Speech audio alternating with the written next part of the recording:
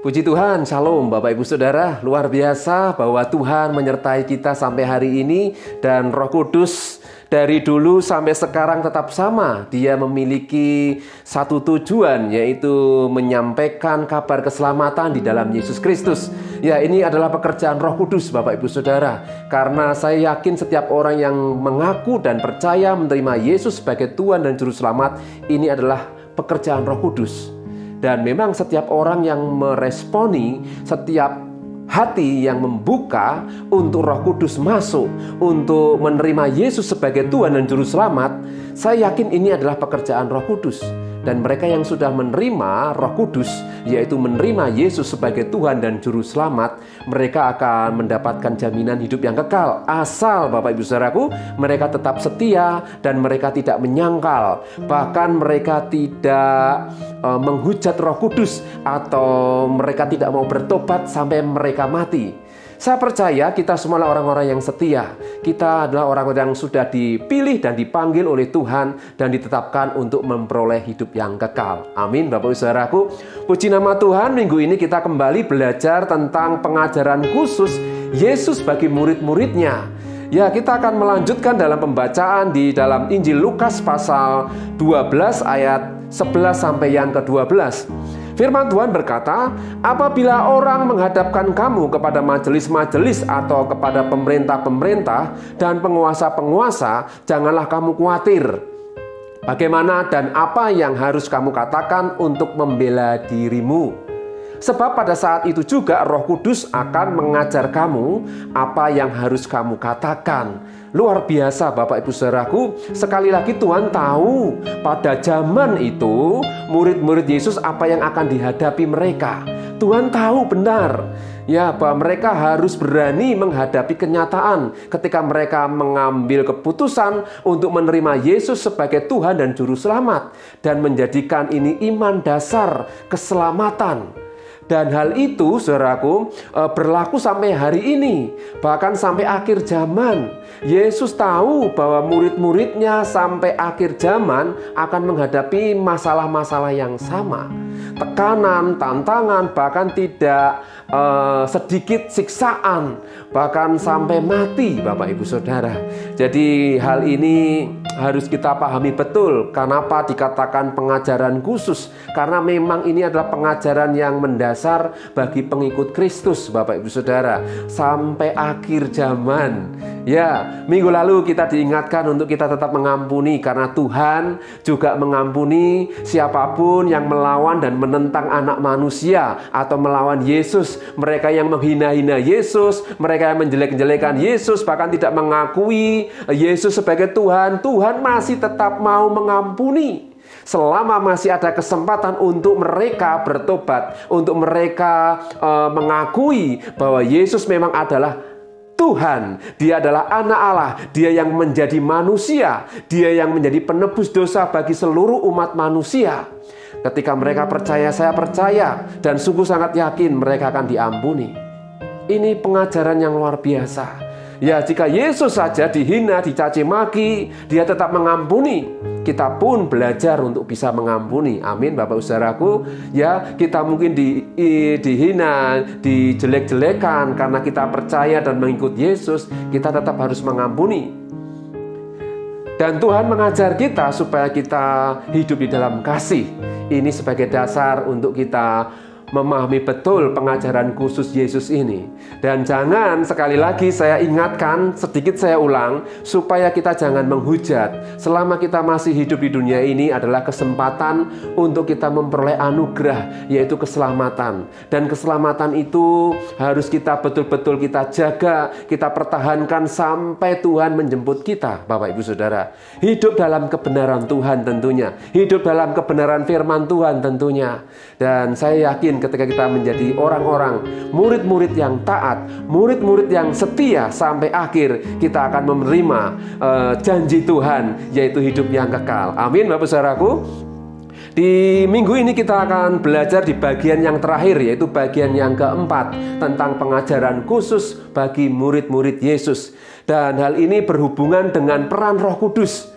Yesus sudah ada di surga, dan saat ini peran Roh Kudus bagi orang-orang percaya sangatlah penting. Karena pada zaman itu ketika murid-murid Yesus harus menghadapi penguasa-penguasa, menghadapi pemerintah, majelis-majelis untuk menanyakan tentang iman mereka, yaitu iman percaya kepada Yesus, mereka harus bisa menjelaskan. Dan kita belajar dari Petrus. Petrus tidak pernah kuliah, dia tidak pernah sekolah mungkin Bapak Ibu Saudara. Namun ketika Roh Kudus ada dalam hidupnya, Tuhan pakai Petrus secara luar biasa memberitakan Injil kebenaran. Karena Roh Kudus yang menuntunnya, Roh Kudus yang memberikan kemampuan untuk Petrus memberitakan Injil kepada semua orang pada waktu itu.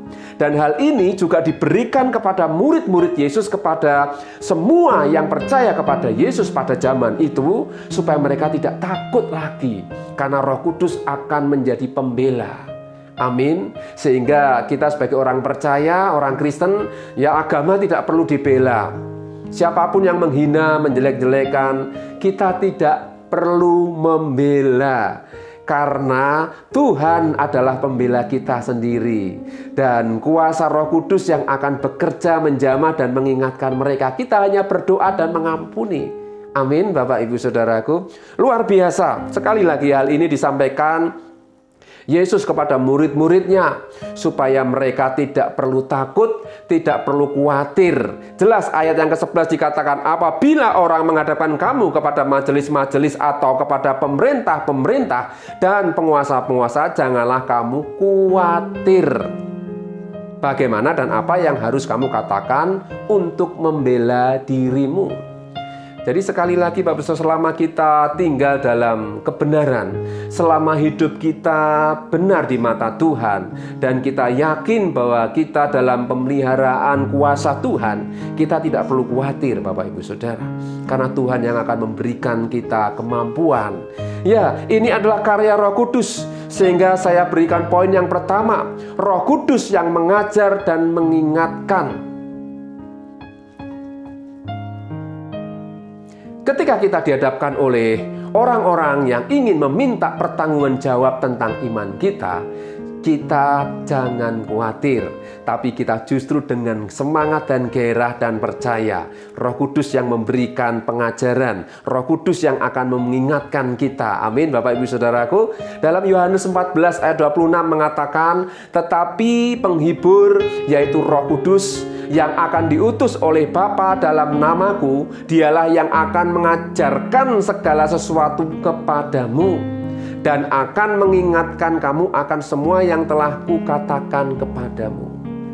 Ya, sampai hari ini Bapak Ibu Saudara, orang-orang Kristen yang hidup dalam kebenaran, hidup dalam keterasingan, atau mungkin mereka mengalami satu tekanan karena mereka hidup di tengah-tengah orang yang belum percaya. Bahkan kita sudah pernah mendengar kisah-kisah tentang orang-orang yang dianiaya karena mereka percaya kepada Yesus dan mengikut Yesus. Mereka tetap bertahan, bahkan mereka harus meregang nyawa, memberikan nyawa mereka karena mereka beriman, percaya kepada Yesus. Dan sekali lagi Bapak Saudaraku, walaupun bagaimanapun ketika situasi sangat sulit, Tuhan tetap menyertai kita. Dia tetap menolong kita. Ya, mungkin kita bukan orang berpendidikan, kita bukan orang yang pandai, tetapi ketika hidup kita sungguh-sungguh percaya kepada Tuhan, Tuhan sendiri yang akan bekerja melalui Roh Kudusnya yang ada dalam hidup kita. Amin, Bapak Ibu Saudaraku. Ya, ingat, dialah yang akan mengerjakan segala sesuatu. Dia akan mengingatkan kepada apa yang Tuhan pernah katakan. Jadi setiap firman yang pernah kita dengar, yang pernah kita terima, itu Roh Kudus yang mengingatkan kita. Jadi jika saat ini yang tinggal di zaman akhir ini Bapak Saudaraku, peran Roh Kudus tetap selalu ada. Dia selalu mengingatkan kita ketika kita mengambil jalan yang salah, ketika hidup kita tidak benar, ketika kita menyimpang dari kebenaran Tuhan, maka Roh Kudus yang ada dalam diri kita akan mengingatkan kita. Ya, kita mungkin belum mengalami tekanan atau dihadapkan di hadapan mahkamah, majelis atau penguasa. Namun saudaraku, kita dihadapkan oleh banyak masalah, banyak tekanan, bahkan banyak ujian, cobaan. yang seringkali bisa membuat kita jatuh dan gagal. Tapi sekali lagi ketika kita mau ngambil keputusan apa yang dikatakan Roh Kudus dalam hidup kita, maka kita akan memperoleh keselamatan. Amin, Bapak Ibu Saudaraku. Ya, poin yang kedua, Bapak Saudaraku, Roh Kudus dikaruniakan dengan tidak terbatas. Yohanes 3 ayat 34 mengatakan, sebab siapa yang diutus Allah, dialah yang menyampaikan firman Allah. Karena Allah mengaruniakan rohnya dengan tidak terbatas. Luar biasa, Bapak Saudaraku. Siapapun yang diutus oleh Allah, dialah yang menyampaikan firman Allah. Jadi sampai hari ini siapapun yang dipakai oleh Tuhan menjadi hamba Tuhan, penyampai firman Tuhan, maka Tuhan akan menyatakan rohnya, mengaruniakan rohnya dengan tidak terbatas. Sehingga bukan kuat gagah atau kepandaian hamba-hamba Tuhan, pelayan Tuhan atau penyampai firman Tuhan, tetapi oleh karena kuasa dan karunia Roh Kudus yang dinyatakan dengan tidak terbatas. Sehingga ketika firman itu disampaikan, firman itu sendiri yang akan menjamah hidup setiap orang. Ya, sehingga kuasa firman Tuhan, kuasa Roh Kudus yang bekerja menjamah setiap hati orang-orang yang mendengar firman Tuhan. Bukan kuasa manusia, Bapak Ibu Saudara. Karena ketika kita belajar dari pengajaran khusus Yesus ini, kita tahu bahwa semua itu dikerjakan oleh Tuhan melalui Roh Kudus. Kita sebagai hamba-hamba Tuhan, pelayan Tuhan hanya menyampaikan firman Tuhan, menyampaikan berita keselamatan dengan kuasa Tuhan sendiri, bukan kuasa manusia. Sehingga Tuhan berkata, Roh Kudus dikaruniakan dengan tidak terbatas.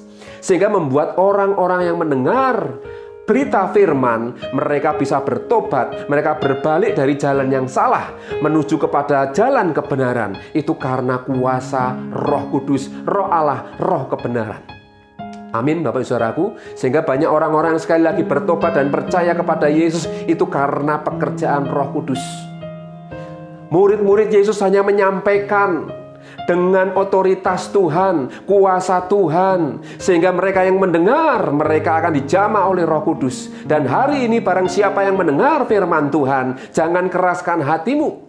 Sebab firman Tuhan, Injil ini akan diberitakan sampai ke seluruh bumi. Itu firman Tuhan, baik melalui media. Kalau zaman dulu melalui traktat-traktat, melalui brosur-brosur. Sekarang ini sudah semakin canggih melalui media sosial. Bisa WhatsApp, Facebook, Instagram, dan lain sebagainya. Itu berita Injil akan selalu dan terus akan digemakan sampai seluruh makhluk mendengar, Bapak Saudaraku.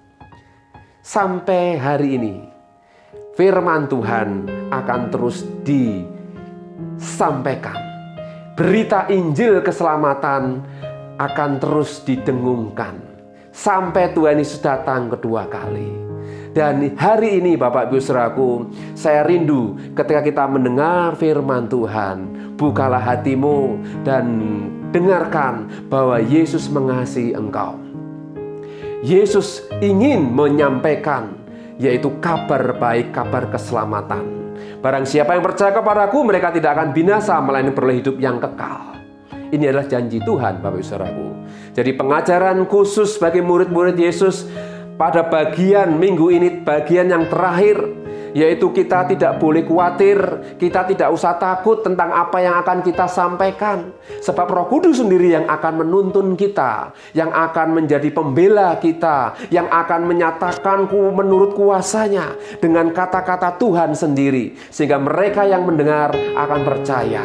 Asalkan Bapak Saudaraku, hidup kita tetap dalam pimpinan Tuhan, dalam hadirat Tuhan, dalam kuasa Tuhan. Amin, Bapak Saudaraku. Jadi poin yang utama yang ingin saya sampaikan di bagian terakhir ini, yaitu pekerjaan Roh Kudus sampai hari ini akan terus dinyatakan melalui hidup orang-orang percaya. Jangan takut Bapak Ibu Saudaraku, kematian pun jangan takut, Tuhan sudah mengingatkan. Jangan takut kepada manusia yang hanya bisa membunuh tubuh tapi tidak berkuasa melemparkannya ke dalam neraka. Tapi takutilah Dia yang berkuasa membunuh tubuh dan melemparkan ke dalam neraka. Amin, Bapak Saudaraku. Biarlah pengajaran Yesus hari ini menjadikan kita orang-orang yang kuat, orang-orang yang tidak takut, orang-orang yang tidak khawatir. Jika Tuhan sudah memberikan dan menjamin hidup yang kekal, apalagi hidup di dunia yang sementara, Tuhan pasti akan jamin hidup kita. Amin, Bapak Saudaraku. Biarlah pengajaran khusus Yesus di bagian terakhir ini menjadikan kita orang-orang murid-murid yang setia sampai akhir. Tidak usah takut, tidak usah ragu, tidak usah cemas. Tuhan menyertai kita asal kita mau taat, hidup dalam pimpinan Roh Allah, Roh Kudus, Roh Tuhan sendiri. Amin, Bapak Saudaraku. Tuhan Yesus memberkati. Mari kita akan berdoa. Bapa di surga, terima kasih hari ini kami sudah mendengar firman-Mu. Firman yang menguatkan, firman yang menguduskan kami. Untuk kami tetap percaya, kami tidak khawatir bahwa Engkau Tuhan yang menyertai kami. Melalui Roh Kudus-Mu, hidup kami Engkau pimpin. Hidup dalam kebenaran, hidup dalam takut akan Tuhan. Dijauhkan dari segala yang jahat. Terima kasih Bapa buat firman-Mu. Berkati kami semua yang sudah mendengar firman-Mu. Engkau memberikan kami kekuatan, gairah, iman yang semakin menyala-nyala di tengah-tengah zaman, di tengah-tengah tantangan, ujian, cobaan, justru iman kami semakin kuat. Berkati kami semua, pekerjaan, pelayanan, keluarga kami, lingkungan kami. Berkati kota dimanapun kami berada. Kami juga menyerahkan bangsa dan negara kami dalam kuasa perlindungan Tuhan. Para pemimpin pejabat orang kuat negeri ini, presiden, wakil, para menteri, seluruh aparat negara, dalam kuasa otoritas Tuhan, berikan roh takut tunduk otoritas-Mu, sehingga mereka hidup dalam kebenaran Tuhan. Terima kasih Bapa, terima kasih. Kiranya damai sejahtera Tuhan melimpah atas hidup kami semuanya. Dan kami mengucap syukur karena Engkau Tuhan sumber pertolongan kami. Berkat damai sejahtera mulai hari ini sampai Maranatha. Tuhan Yesus menyertai kami semua. Amin. Tuhan Yesus memberkati.